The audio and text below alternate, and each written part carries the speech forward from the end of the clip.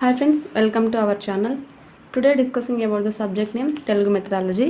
తెలుగు మెథడాలజీలో ఇవాళ మనం ఏపీటీ 2024 గతంలో జరిగినటువంటి ఎగ్జామ్ పేపర్స్ని అందులో ఓన్లీ తెలుగు మెథడ్కి సంబంధించి మాత్రమే ఈ వీడియోలో తెలుసుకుందాం. ఎందుకంటే మనం చాలా వీడియోస్ అనేటివి తెలుగు మెథడాలజీకి సంబంధించి చేసుకున్నాం, అవన్నీ కూడా నేర్చుకున్నాం. సో దానికి సంబంధించి మనం అక్కడ నేర్చుకున్న అంశాలు ఈ ఎగ్జామ్ పేపర్స్లో అడిగిన అంశాలకు మ్యాచ్ అవుతున్నాయా లేదా, అక్కడ నేర్చుకున్న అంశాలు ఇక్కడ వస్తున్నాయా లేదా అని తెలుసుకోవడం కోసం నేను ఏపీటీ 2024 గతంలో జరిగినటువంటి ఎగ్జామ్ పేపర్స్ని మీకు చిన్న వీడియోస్ రూపంలో అయితే చేస్తున్నాను అనమాట. ఆల్మోస్ట్ 2024కి సంబంధించిన అన్ని వీడియోస్ కూడా కంప్లీట్ చేసేసాను. అక్కడ నేర్చుకున్న అంశాలని మీరు ఇక్కడ పరీక్షించి అక్కడ నేర్చుకున్న అంశాలు యూజ్ఫుల్లా కాదా అని తెలుసుకోవడం కోసమే నేను పెట్టడం అయితే జరిగింది. ప్రతి ఒక్కరు కూడా యూజ్ చేసుకుంటారని భావిస్తున్నా. ఎవరైతే మన ఛానల్ని ఫస్ట్ టైం చూస్తున్నారో మరియు సబ్స్క్రైబ్ చేయకుండా చూస్తున్నారు వారంతా కూడా లైక్ చేయండి, షేర్ చేయండి, తప్పకుండా సబ్స్క్రైబ్ అయితే చేసుకోండి. క్వశ్చన్ నెంబర్ 55 అండి. పూర్వస్వరాలకు పరస్వరం ఏకాదేశం కావటాన్ని ఏమంటారు? పూర్వస్వరాలకు పరస్వరం ఏకాదేశం కావటాన్ని సంధి అని అయితే పిలుస్తారు.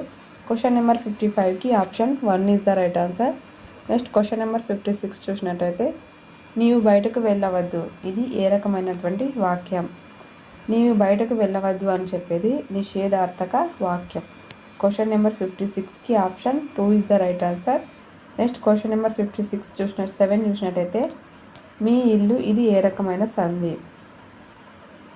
మీ ఇల్లు ఇక్కడ యా వచ్చేసి మిత్రుడి వల్లే ఉండి ఈ కూడా ఉంది కాబట్టి ఇది ఎడాగమ సంధి. క్వశ్చన్ నెంబర్ 57కి option 1 is the right answer అండి. నీవు బయటకు వెళ్ళవద్దు అనేది వచ్చేసి మనకు నిషేధార్థక వాక్యం. పూర్వ పరస్వరాలకు పరస్పరం ఏకాదేశం అయితే దాన్ని సంధి అని అయితే పిలుస్తారు.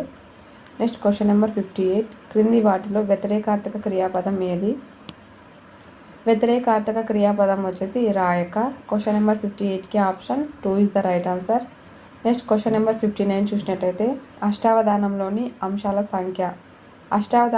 అంశాల సంఖ్య వచ్చేసి 8. జ్ఞానం దీపం వల్ల జీవితానికి వెలుగునిస్తుంది అని చెప్తుంది ఒక వాక్యం. ఈ వాక్యంలో జ్ఞానం అనేది ఏంటి? జ్ఞానం దీపం వల్లే జీవితానికి వెలుగునిస్తుంది కాబట్టి ఇక్కడ జ్ఞానం వచ్చేసి ఉపమేయం అనమాట. మనం పోల్చడానికి తెచ్చుకున్నది వచ్చేసి దీపం కాబట్టి అది ఉపమానం. క్వశ్చన్ నెంబర్ 60కి option 1 is the right answer. అష్టావధానంలో ఉన్నటువంటి సంఖ్య 8. క్రింది వాటిలో వ్యతిరేకార్థక క్రియాపదం వచ్చేసి రాయక అని ఉంది. ఇంపార్టెంట్ వచ్చేసి జ్ఞానం దీపం వల్ల జీవితానికి వెలుగునిస్తుందిలో జ్ఞానం అనేది ఉపమేయం. ఇది కొంచెం డిఫికల్ట్గా ఉంటుంది తెలియని వాళ్ళకి. నెక్స్ట్ వచ్చేసి మరొక ప్రీవియస్ బిట్ పేపర్. సంధి జరిగే 2 పదాలలో స్వతంత్రమైన అర్థం కలిగిన మొదటి పదాన్ని ఏమంటారు? సంధి జరిగే 2 పదాలలో స్వతంత్రమైన అర్థం కలిగిన మొదటి పదాన్ని పూర్వపదం అనైతే పిలుస్తారు. అదే రెండవ పదం అయితే పరపదం అనైతే పిలుస్తారనమాట. అన్య పదం అంటే వేరొక పదం అని అర్థం. నెక్స్ట్ క్వశ్చన్ నెంబర్ 56, నాకు ఈత అంటే ఎంతో సరదా, ఈత కొట్టడం ఆరోగ్యం కూడా అని అక్షయ అన్నది. ఈ వాక్యాన్ని పరోక్ష కథనంలోకి మార్చండి. నాకు అంటే తనకు అని పెట్టి ట్రై చేయండి. తనకు అనేది ఫస్ట్ లెటర్ మాత్రమే ఉంది కాబట్టి తనకు ఈత అంటే ఎంతో సరదా, ఈత కొట్టడం ఆరోగ్యం కూడా అని అక్షయ అన్నది. సో క్వశ్చన్ నెంబర్ 56కి option 1 is the right answer అండి. ఇక్కడ నాకు అనే పదం పరోక్ష కథనంలో తనకు అని మారుతుందనమాట. నెక్స్ట్ క్వశ్చన్ నెంబర్ 57 చూసినట్లయితే, మత్తేవ వృత్తజాతికి చెందిన పద్యంలో అక్షరాల సంఖ్య ఎంత? మత్తేవ వృత్తజాతికి చెందిన పద్యంలో అక్షరాల సంఖ్య వచ్చేసి 20. క్రింది వాటిలో వ్యతిరేకార్థక క్రియాపదం ఏది? క్రింది వాటిలో వ్యతిరేకార్థక క్రియాపదం పాడక. అంతర్జాతీయ మాతృభాషా దినోత్సవం ఫిబ్రవరి 21. నెక్స్ట్ వచ్చేసి మీరు ఉత్తీర్ణులు కలుగుదురాక అన్నది వచ్చేసి ఆశీర్వాదక వాక్యం. అంతర్జాతీయ మాతృభాషా దినోత్సవం ఫిబ్రవరి 21. వ్యతిరేకార్థక క్రియాపదం పాడక. మధ్యేవ వృత్తజాతి పద్యంలోని అక్షరాల సంఖ్య వచ్చేసి 20. ఇవన్నీ వచ్చేసి ఇంపార్టెంట్ అనమాట. నెక్స్ట్ మరొక ప్రీవియస్ బిట్ పేపర్ చూసినట్టయితే, భాషను సరిగ్గా ఉచ్చరించకపోవడానికి గల కారణం. భాషను సరిగ్గా ఉచ్చరించలేకపోవటానికి గల కారణం వచ్చేసి అవతలి వారు మాట్లాడేదాన్ని సరిగ్గా వినకపోవడమే ఉచ్చారణకు కలిగే లోపాలు. ఈ అంశాన్ని భాషణంలో మనం చెప్పుకోవడం జరిగింది. ఆ వీడియో చూస్తే మీకు అర్థమవుతుంది. Next question number 56, Kinder garden అనగా శిశువుల తోట. ఈ కిండర్ గార్డెన్ అనే వీడియో వచ్చేసి చాలా చాలా ఎక్కువ కంటెంట్తో ఉందండి. ఒకసారి అయితే చూడండి. టెట్ కాబట్టి ఇంత ఈజీగా ఇచ్చారు. డిఎస్సీలో అయితే ఇంత ఈజీగా అయితే ఇయ్యారనమాట. Question number 57. తరగతిలో ఉపాధ్యాయుడు సమకూర్చలేనటువంటి సాంకేతిక పరిజ్ఞానం ఆ దృశ్య శ్రవణం ఈ ఉపకరణం ద్వారా కలుగుతుంది అంటే టెలివిజన్ ద్వారా కలుగుతుంది. సమగ్ర మూల్యాంకనంలో ఇమిడి ఉన్న 3 అంశాలు. సమగ్ర మూల్యాంకనంలో ఇమిడి ఉన్నటువంటి 3 అంశాలు వచ్చేసి మాపనం, విలువ నిర్ధారణ, అభివృద్ధి పరచడం అనే ఈ 3 అంశాలు కూడా సమగ్ర మూల్యాంకనంలో ఉన్నటువంటి 3 ముఖ్యమైన అంశాలు. మాపనం, విలువ నిర్ధారణ, అభివృద్ధి పరచడం అనేవి ఉంటాయి. క్వశ్చన్ నెంబర్ 58కి option 1 is the right answer. Next question number 59 అయితే చూద్దాం. ఏ రచనకు ప్రారంభం, కొనసాగింపు, ముగింపు అనే లక్షణాలను తెలియజేయాలి? మనం వ్యాసరచన రాసేటప్పుడు ప్రారంభం అని, ముగింపు అని, కొనసాగింపు అనే అంశాలను వాడుతూ వ్యాసరచన అయితే చేస్తాము. నెక్స్ట్ వచ్చేసి ఉత్తమ వాచక లక్షణాలలో ఇది అంతర లక్షణం. ఉత్తమ వాచక లక్షణాలలో ఇది అంతర లక్షణం ఏంటంటే పాఠశాల ఎంపిక. మనం రీసెంట్గా రిలీజ్ చేసినటువంటి పాఠ్యపుస్తకం అనే ఒక యూట్యూబ్ వీడియోలో దీంట్లో అంతర్లక్షణాలు అని ఉంటుంది, బాహ్య లక్షణాలు ఉంటుంది. అందులో అంతర్లక్షణం అనే టాపిక్లో మనకు పాఠశాల ఎంపిక అనే దాన్ని చూడొచ్చు మీరు. ఏ రచన ప్రారంభం, కొనసాగింపు, ముగింపు అనే లక్షణాలను తెలియజేయాలి అంటే వ్యాస రచనలో తెలియజేయాలి. సమగ్ర మూల్యాంకనంలో ఇమిడి ఉన్న 3 అంశాలు వచ్చేసి మాపనం, విలువ నిర్ధారణ, అభివృద్ధి పరచడం అనే 3 అంశాలు సమగ్ర మూల్యాంకనంలో ఉన్నాయి.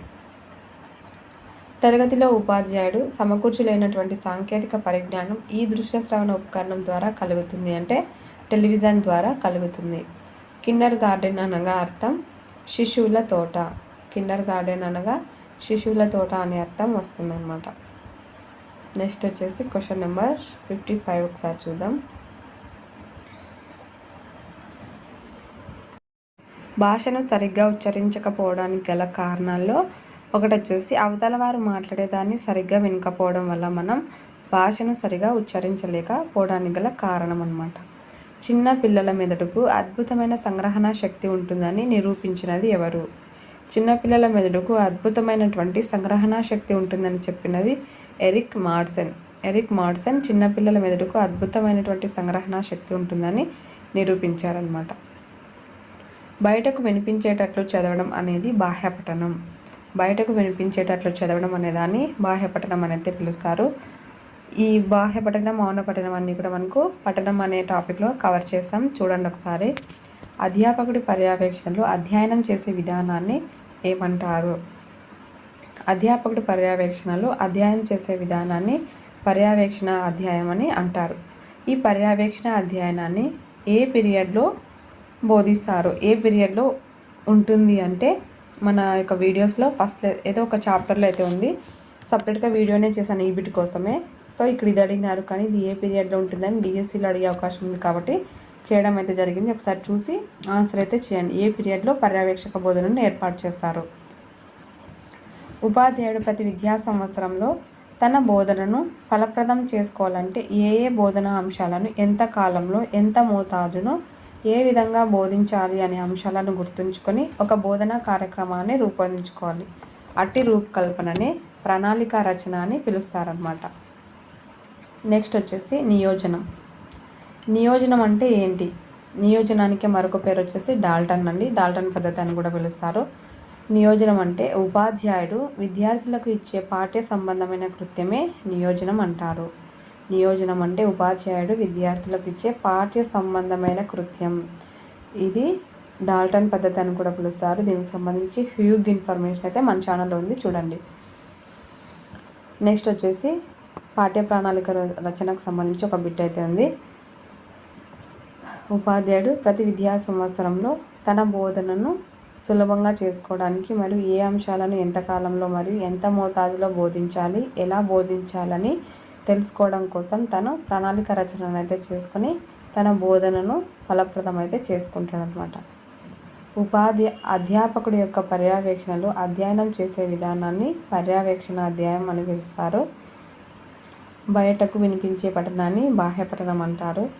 చిన్న పిల్లల మెదడుకు అద్భుతమైనటువంటి సంగ్రహణ శక్తి ఉంటుంది అని నిరూపించినది ఎరిక్ మాడ్సన్. ఛందశాస్త్రం ప్రసక్తి లేకుండా క్రమానుగతంగా భాషను నేర్పడానికి స్వేచ్ఛగా కొనసాగే రచన గద్య రచన. అంటే ఛందశాస్త్రానికి ఎటువంటి నియమాలు లేకుండా, ఛందశాస్త్రానికి సంబంధించి ఎటువంటి నియమాలు లేకుండా రాయడానికి, నేర్చుకోవడానికి స్వేచ్ఛగా కొనసాగే రచనే గద్య రచన. ఈ వీడియో వచ్చేసి ఇంతటితో కంప్లీట్ అండి.